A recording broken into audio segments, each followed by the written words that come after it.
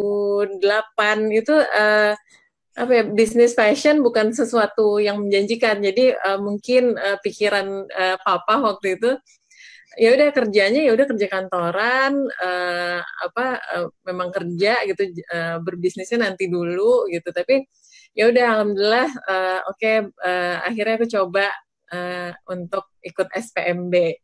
Nah, ikut SPMB, alhamdulillah lulus dan aku menyelesaikan selama 4 tahun. Ya, alhamdulillah nilainya cukup, dan setelah itu minta lagi ke papa gitu. Boleh nggak dikasih izin untuk ke Jakarta? Karena memang pengen gitu, kayak sepertinya memang passionku itu adalah di fashion ini gitu. Alhamdulillah dikasih izin untuk berangkat ke Jakarta. Mungkin dulu kalau tahun 2000-an, 2006 2006 gitu, agak sulit gitu melepaskan anak gadisnya ke Jakarta merantau gitu. Nah, alhamdulillah dikasih izin di Jakarta, tinggal sama tante, adiknya papa. Terus ternyata setelah dijalanin, ya Allah ini memang yang selama ini aku cari gitu. Ini ternyata memang passion yang ini nih emang seneng gitu, pelajaran tentang bisnis fashion, tentang itu. Tapi tetap pelajaran waktu di ekonomi dulu nggak ada yang sia-sia, itu dipakai sampai sekarang gitu. Dan alhamdulillah brand ini dimulai di tahun 2009, benar-benar coba sendiri dari modal yang sangat terbatas dari orang tua. Terus di tahun 2010 aku ketemu sama Pandu Rosadi, adalah suamiku sekarang, dan start di 2011 kita menjalankan bisnis ini bersama. Dan alhamdulillah sudah berjalan sampai tahun sekarang.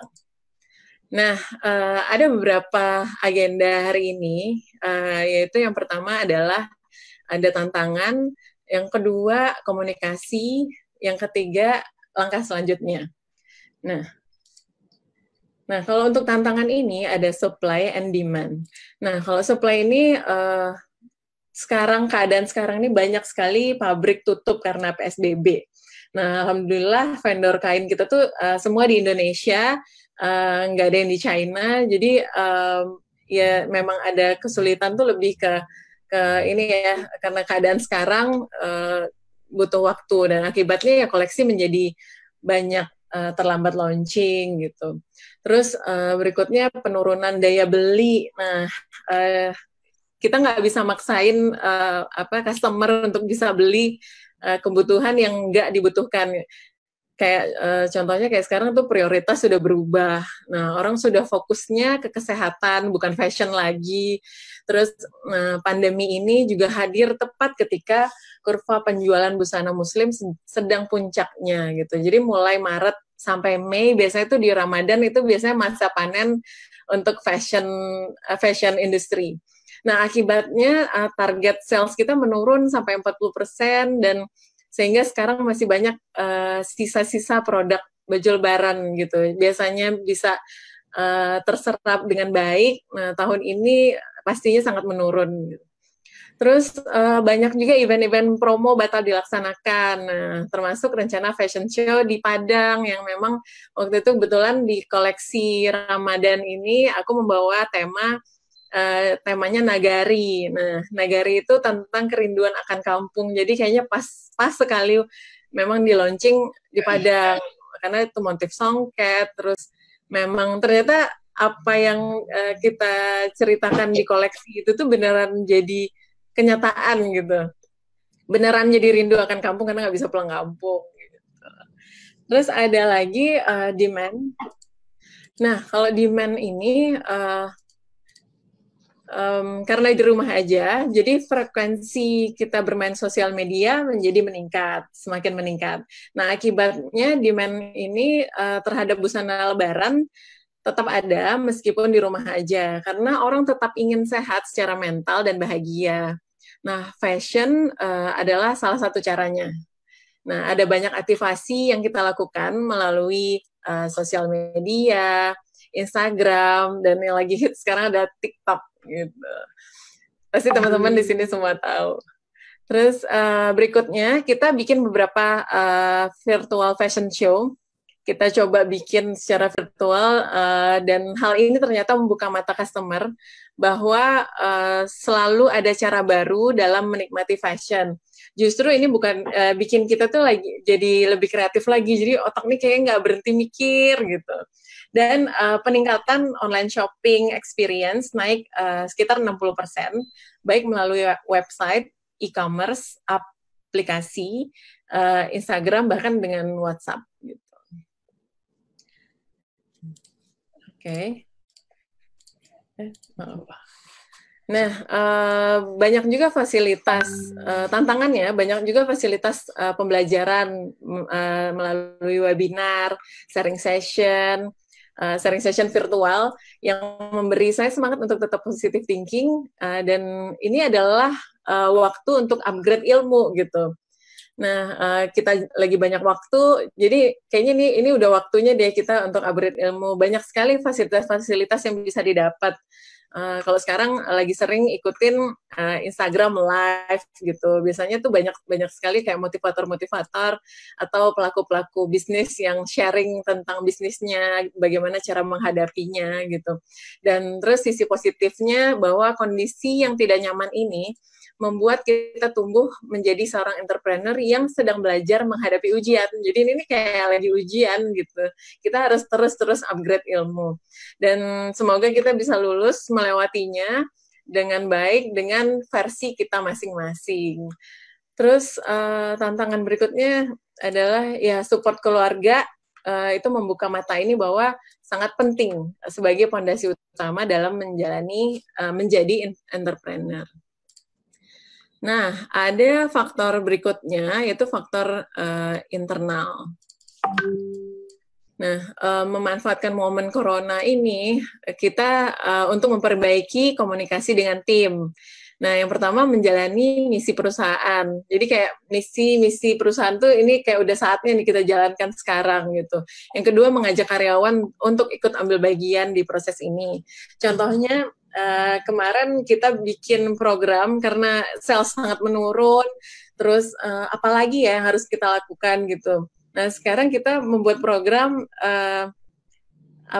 diskon orang dalam gitu. Jadi kayak karyawan kita memang diajak untuk menjual baju-baju ini juga ke circle-nya mereka gitu. Jadi bisa cari strategi baru.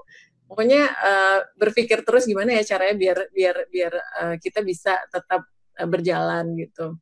Nah, kita juga ada Employee Assistance Program. Nah, itu adalah membantu karyawan untuk memberi fasilitas agar bekerja work from home-nya tetap lancar. Nah, seperti memberi tambahan kuota, terus laptop, dan fasilitas-fasilitas lainnya. Nah, untuk eksternalnya, kita membuat banyak program promosi. Contohnya ada yang sudah pernah kita lakukan, hari belanja brand lokal. Terus yang kedua ada flash sale di website, terus ada fashion show from home, terus next-nya virtual press conference ke media. Ini juga menarik, jadi kita mengundang media-media di seluruh Indonesia untuk kita kasih tahu apa aja sih program-program kita gitu, dan ternyata memang media sangat membutuhkan informasi tentang cara kita menghadapi COVID ini gitu. Nah, terus ada lagi Instagram live shopping. Ini juga sangat berpengaruh ya. Jadi ketika di Instagram itu ada live dan beneran jualan di situ, alhamdulillah responnya juga sangat baik. Jadi itu salah satu yang kita jagokan sekarang juga. Dan juga melakukan kegiatan sosial. Yang pertama ada namanya Langkah Berbagi. Itu program kita yang memang inisiasi dari brand Ria Miranda, tapi dilaksanakan juga dengan Ria Miranda Loyal Community. Jadi alhamdulillah Ria Miranda juga ada satu community yang memang pencinta baju Ria Miranda di seluruh Indonesia, dan alhamdulillah sangat support di Langkah Berbagi ini. Dan yang kedua, belanja sama dengan donasi.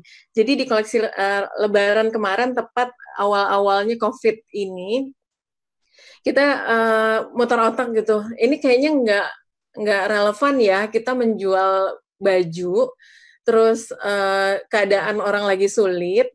Tapi gimana kita harus menjual baju ini karena memang sudah kita planning kan di 1 tahun yang lalu gitu, dan dan memang di kantor harus tetap berjalan kan gitu. Akhirnya memang bikin program belanja sama dengan donasi.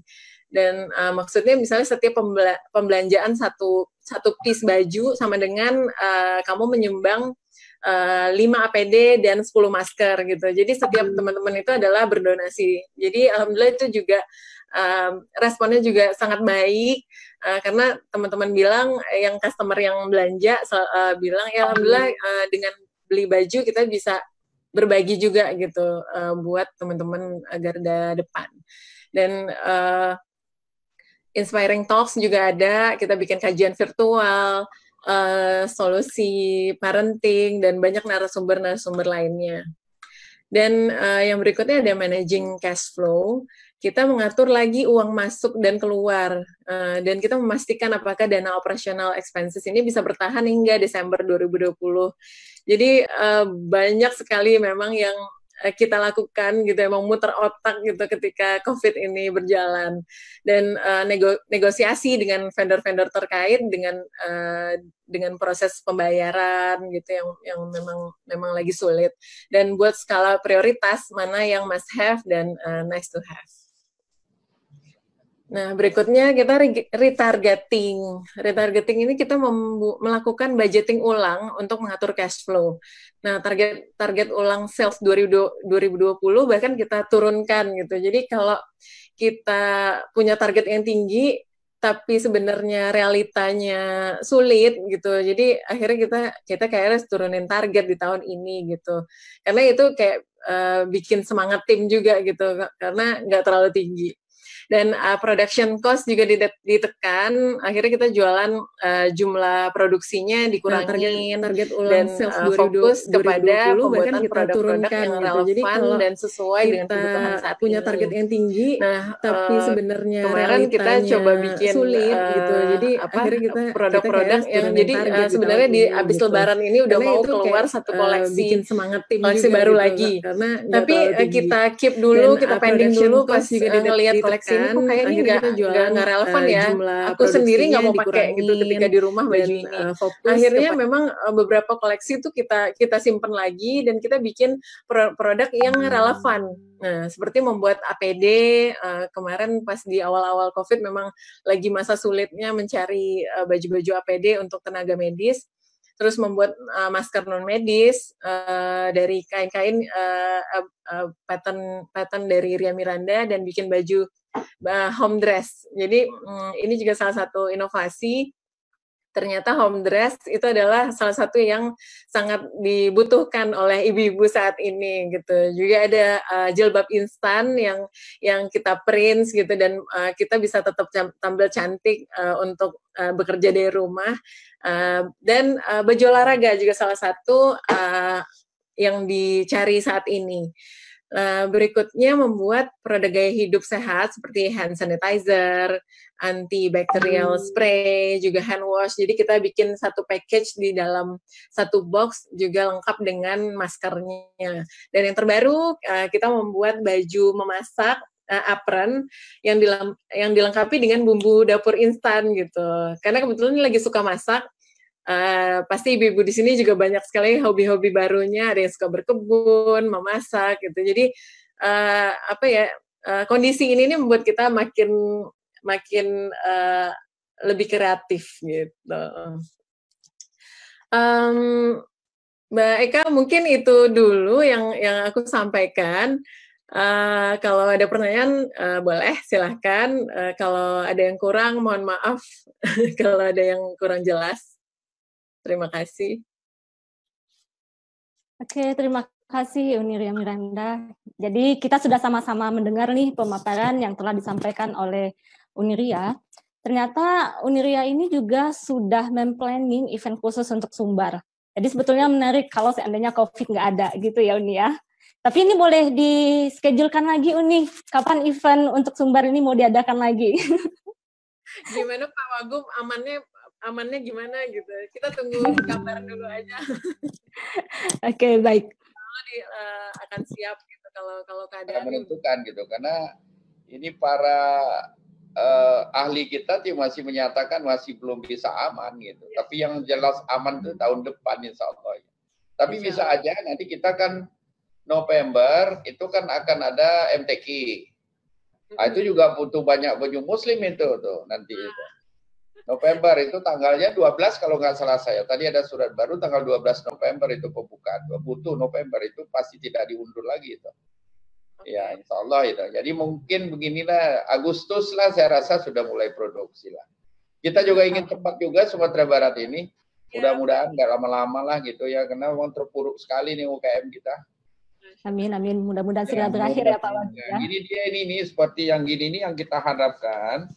Jadi benar-benar generasi muda kita ini cobalah kita seperti Miranda sama Ria ini belajar sama Ria ini kan nutan tangan gitu. Setiap dia pegang kayaknya jadi produk. Pegang dapur jadi bahan-bahan gitu. Setiap dipegang dia luar biasa. Terima kasih, selamatlah. Salam sama Bapak ya. Ya, terima kasih Pak. Ya, teman main tenis itu beliau. Iya, makasih ya. Ya, lagi nonton ini pasti Bapak. Ya. Terima kasih Pak Wagub, terima kasih Uniria Miranda. Kemudian ini juga saya yakin pastinya juga banyak pertanyaan yang ingin ditanyakan oleh pelaku UMKM kita dan pastinya fansnya Uniria Miranda nih. Maka kami persilahkan kepada Bapak Ibu yang ingin bertanya bisa menuliskan pertanyaan di kolom chat dengan menyebutkan nama, asal, dan instansi.